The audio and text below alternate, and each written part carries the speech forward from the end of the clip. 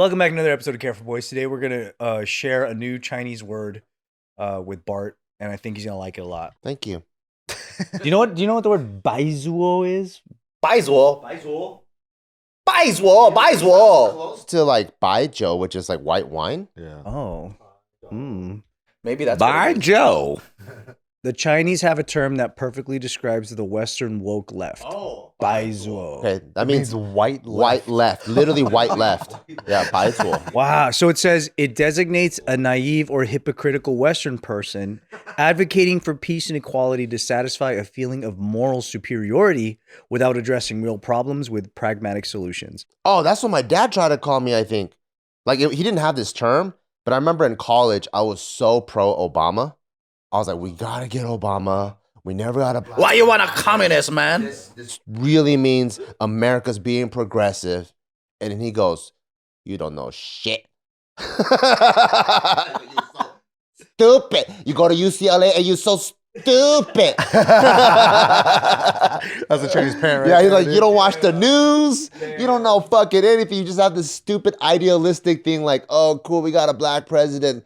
That means fucking taxes are taken care of, homelessness, inflation, like Department of Deportation. all the important things.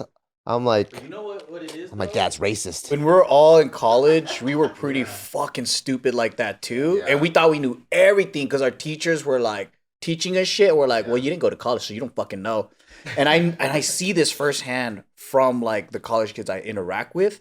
Like they'll be working on a legit project about like, let's say immigration or whatever, right? And then like Hannah's going through the whole process. We know people that are like DACA. We know people that are going through the paperwork, right?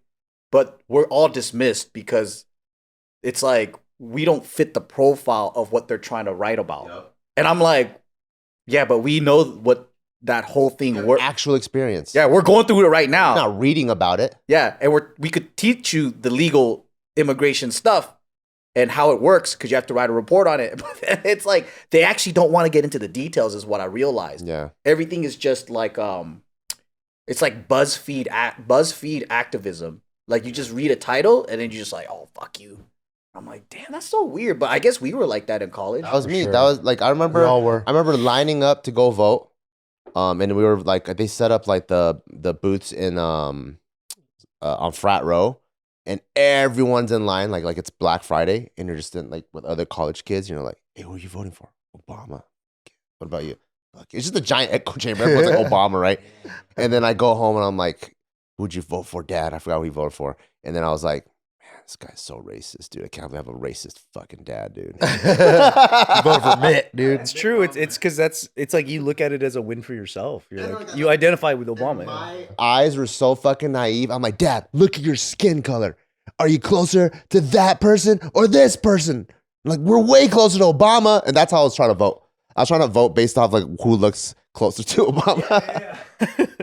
This word is pretty interesting because it says like the Baizuo is obsessed with themes such as ecology, anti-racism, LGBT rights, feminism, aid to immigrants.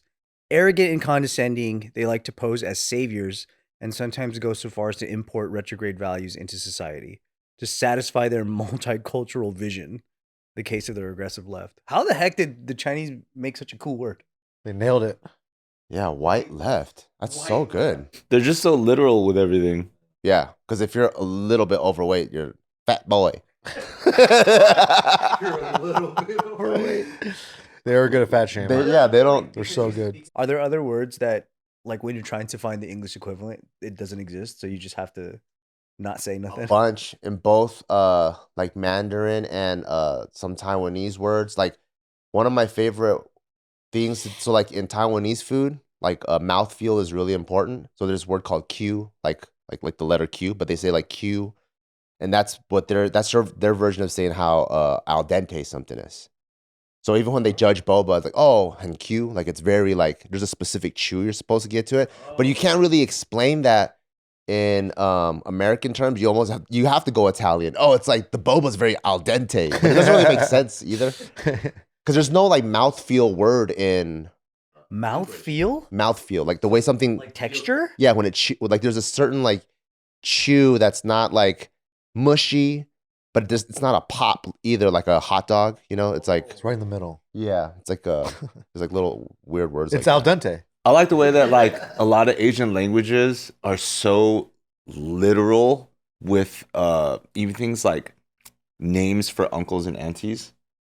So instead of like, because you don't address your uncles or auntie by like their first name or anything like that, that'd be supremely disrespectful. So then, depending on where you are as a kid under your parent and where their parent is born in the line of kids, you address them like this is like number 2, number 3, number 4. Uncle number 2, uncle number 3, and the 4 and the 5, auntie number 6. We would say big uncle, little uncle. That's how we would. That means you guys have two. It's like their name though, almost. Yeah. It's like you don't. There's no other version of their name that you can say. I didn't know you did it by numbers. By numbers. And then it's like it's very specific. It's dependent on like, let's say for example, my dad out of 12 brothers and sisters is number 4. So everybody that's his brothers and sisters that are older than him, their children, I have to call a certain way. But then the children that are, even if they're older than me, but they were born for fucking brothers and sisters that are younger than my dad, they have to address me a certain way because my dad's older. Because your dad's the older one. Yeah. It's all still like numerical, and then like with just like some version of a different. 5. There's technically, like, let's say uncle, there's 4 different uncle terms. Because there's already, if it's on your mom's side, there's a set of uncles you call them. So it'd be like Theo, and then maybe Thea. And then on this side, if they're on your dad's side, it's another set. And if they're older or younger, so there's 4 different uncle terms you have to learn and 4 different auntie terms. What the heck? It's just not like Theo, Thea, or uncle, auntie. There's 8. That's the rule for every Chinese and Vietnamese family. It's like those are the 4 uncle sets, and then depending on where you line up, that's the name for each person. Damn. What about for Japanese? Some of them, if they're younger or whatever, like let's say you meet a stranger, you have to, because they're not so like, oh, mom or dad side, you kind of have to figure out a way of how to call them which uncle. And then they're like, okay, cool, since they're younger, then we'll make them the younger uncle. And then all of a sudden they get married, and then now you got to like, okay, then I'm going to switch that term to this. That's fucking confusing. But it's literal though. There's like rules to it. Therefore, that is your name. Yeah. I don't know, maybe formally, but like Japanese Americans just call everybody uncle, like Hawaiian style. So if you're a family friend, if you're actually related, it's just everyone's uncle and auntie. You guys are so white adjacent. Just one uncle term. There's not like 4 different uncle terms. Might be, but I haven't used it in my family. And in my family, you just say like uncle whatever, like uncle this, uncle that. Yeah. But then you don't really, but you say it in Japanese or whatever, like you don't, that's it. There's no title. The generation above like mine for Filipinos is interesting because it's like they don't know. I didn't know any uncle or aunt's first name because everyone has a nickname, and then your aunt, you call her by the auntie nickname. So if her nickname's Baby, Auntie Baby? Auntie Baby. Yeah, because it's like maybe she was the youngest in that family, so they call her that. That's so hip hop, dude. But they don't call like, I don't know, like once I find out their names like on a funeral and I'm like, that's their name? Yeah. I didn't know that. Like we just call them Uncle Boy. Patricia, she's dead. Yeah. What are some crazy nicknames that you heard from your aunties and uncles and shit? I mean, they're all just like Uncle Slave. a lot of them, they just take the first syllable of their name and they repeat it. So you be Uncle Rai Rai. Kind of, yeah. Uncle Rai. My family nickname's Amboy. It's Amboy. That's you? Oh. How come Amboy? Because Like the burger place. there's like so many weird things to it, but like I guess so you add boy to the end of your name when you're like a kid.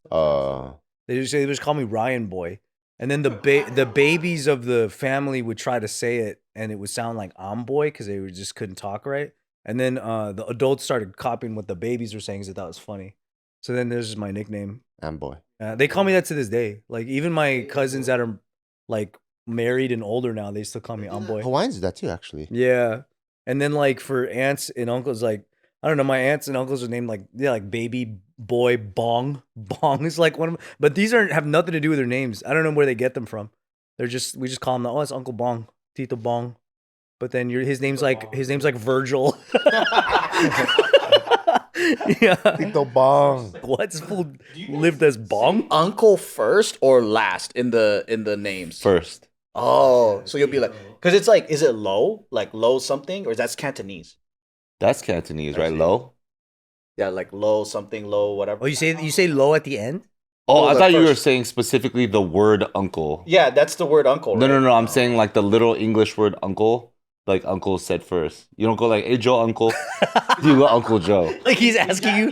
That No, but is- you're asking in other Yeah, languages. in like that language. Yeah, Chinese. Yeah, we have 4 uncles, so it depends because there's like How do you say it? How do you say it? on her mom's side, older, it's I believe it's Bobo. Mm. Younger, it's Susu. Oh no, Jojo. On her dad's side, I think it's like Susu and then Bofu or some shit like that. I forgot, but there's 4 of them. And then the Cantonese, It's all ringing a bell. yeah, the Cantonese, Yeah. the Cantonese one is Susu, that's what I call I don't my even know uncles. actually. You call your uncle Susu? We call him. We have older uncle. We call him Dasu. Dasu. We just call him Dasu. We just call him Sue. Now that we're older and cool now, we Yeah. just call him Sue. And then our younger uncle, we call him Xiao Su. How about poo poo? You got an Uncle Poo Poo? You got Xiao Hong Shu? Xiao. I feel like you're making fun of me now.